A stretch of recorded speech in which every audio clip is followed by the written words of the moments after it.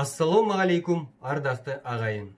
Бүгінгі менің бейнеролигім жалпы қазақтың мақтанышына айналған, сонау қиын қыстау кезінде ел басына күн туған кезеңде қолына шоқпар алып, атқа қонып, асылдардың басын біріктіріп, ел сақтаған қазақ билерінің бірі, халық жадында Қанай би деген есіммен сақталған ұлы тұлға туралы болмақ. Сонымен Қанай би деген кім?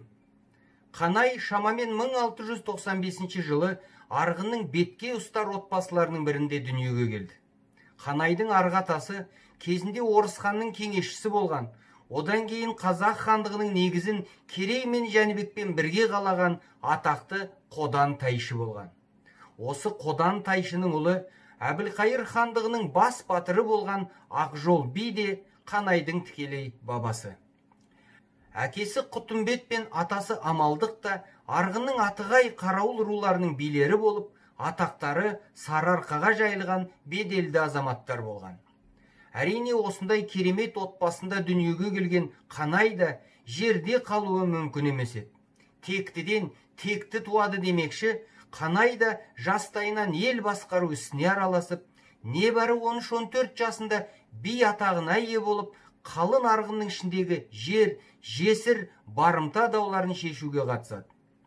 Қанайдың балалық шағы негізінен қазіргі Ақмола облысы Зеренді ауданы Қарабұлақ ауылында өткен. Зерек, сезімталдығы жас кезінен қалыптаса бастаған баланың сөз тапқыш алғырлығы ерте көріне бастайды.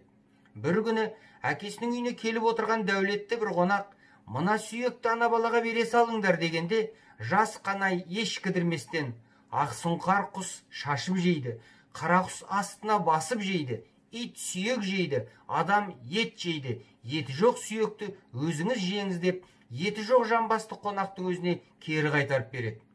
Жас баланың мұндай жұлып алма тапқырлығына, өжеттігіне риза болған мейман оған батасын береді. Яғни Қанай жастайынан сөзге шешен, мінезі батыл болып өседі. Жалпы Қанайдың ер жеткен шағы бірнеше ғасырға жалғасқан Қазақ-жоңғар соғысына тұспа-тұс келгендіктен, өз тұстастары сияқты жастайынан атқа қонып, ел қорғау ісіне араласуға тура келді. Аз уақыт ішінде Қанай өз батылдығымен де көзге түсіп, күллі орта жүзге атағы жайыла бастайды. Сол кездегі қазақтың атақты қолбасшылары Қанжығалы Бөгенбай, Қаракерей Қабанбай, Шақшақ Жәнібектердің өзі Қанайды қастарына тартып, оның ақыл-көйдігіне сүйенеді. Орта жүз әскерінің салпында Қанай мыңбасы болып та тағайындалады. Міне осылай жасында жарқылдап келе жатқан кезде Қанайдың өмірінде бір үлкен оқиға болды. Қанжығалы Бөгенбай бастаған Арғын әскерімен Аңырақай шайқасына аттанардан бір күн бұрын Қанай түс көреді. Әлгі түсінде Қанайдың қолына бір алып қара бүркіт келіп қонып, «Мені аялап қолдасаң, еліңе бақ қонып, құт оралады» деп бірақ айтады екен. Шошып оянған Қанай, бұл қара бүркітті енді қайдан табамын, бұл кім болды екен деген мазалаған оймен майданға аттанып кетеді. Әйгілі Аңырақай шайқасы жоңғардың батыры Шарышты қалың қазақтың ішінен суырылып шыққан Сабалақтың жеңгеннен басталғанын бәріміз білеміз. Бірақ сол Сабалақтың бас киімінде қара бүркіттің үкісі тағылғанын бірі білсе, бірі білмейді.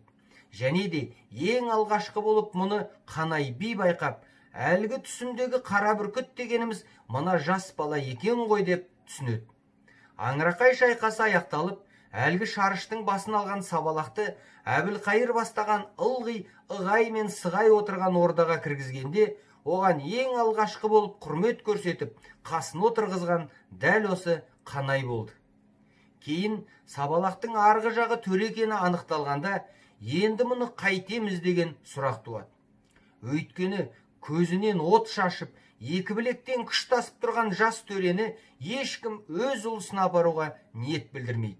Сол кезде мына жас төрені Атығай мен Қарауылға сұлтан етіп, бізге беріңдер, өзіміз аялап қолдаймыз деп Қанай би ытқып шығады.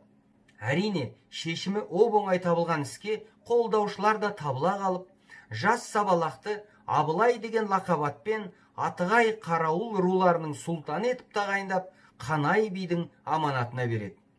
Атығай қарауыл рулары болса, өздеріне Абылайды сұлтан сайлап қана қоймай, қанай бастаған ел ағалары ортадан дәулет қаражат шығарып, қалың мал төлеп, жас Абылай сұлтанға бірден 6 әйел алып беріп, Көкшетаудан қоныс беріп орнықтырады.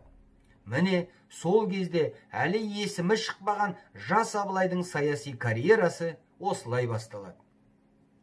Уақыт келе Абылай қазақ даласындағы ең ықпалды, қаһарлы, мықты сұлтандардың біріне айналады. Және де барлық кезде оның қасында ақылымен жол көрсетіп, батырлығымен бағыт беріп, қанай би тұрды. 1763 жылы әйгілі қаз дауысты Қазыбек би қайтыс болғаннан кейін, атақты Бұқар жыраудың ұсынысымен қанай би орта жүздің төбе би болып тағайындалады. Абылай өзінің басты серігі, досы болған қанай биге әрқашан ең күрделі де маңызды істерді жүктеп отырды. Мысалы, 1763 жылы Қытаймен келіссөздер жүргізіп, шекараны белгілеу үшін Пекин қаласына 40 адамнан тұратын қазақ елшілері аттанғанда, Абылайдың талабымен осы елшіліктің қатарына қанай би енгізіледі. Сонымен бірге, қанай бидің қалмақ пен қазақтың арасындағы барлық бітімдерге қатысқаны туралы да белгілі. Мұның өзі қанай бидің жалпы қазақ даласындағы беделі мен атағының айқын көрінісі деуге де болады. 1771 жылы күллі қазақтың ханы болған Әбілмәмбет қайтыс болғанда, ол кезде атақ пен абырой жинап үлгерген Абылай сұлтан алыстағы Түркістанға құрылтайға барып, хан тағына деген бағын сынап көруге бел буады. Және де сол құрылтайға өзімен бірге бірнеше әйгілі батырлармен қоса қанай биді де алып кетеді. Мұның өзі алыс сапарда жат жерде ақыл кеңесі керек болар деген қанай биге деген Абылайдың аса үлкен құрметінің белгісі еді. Кейін құрылтай барысында қанай би алғашқылардың бірі болып сөз сөйлеп, босап қалған хан тағына Абылай ұсынады. Және де қанайдың осы ұсынысы жеңіп, 1771 жылы Абылайды ақ киізге отырғызып, 6 батыр, 6 би жоғарға көтеріп хан сайлайды. Ал сол ақ киіздің бір бұрышын осы қанай би ұстап тұрғаны белгілі.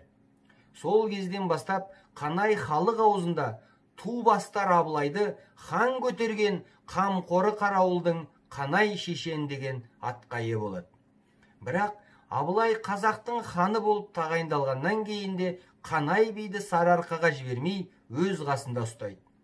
1771 жылы 300-дің басшылары Абылайды хан сайлағанда, қанайды да ақ киізге орап, қазақ елінің қараша биі ретінде қатар көтерген.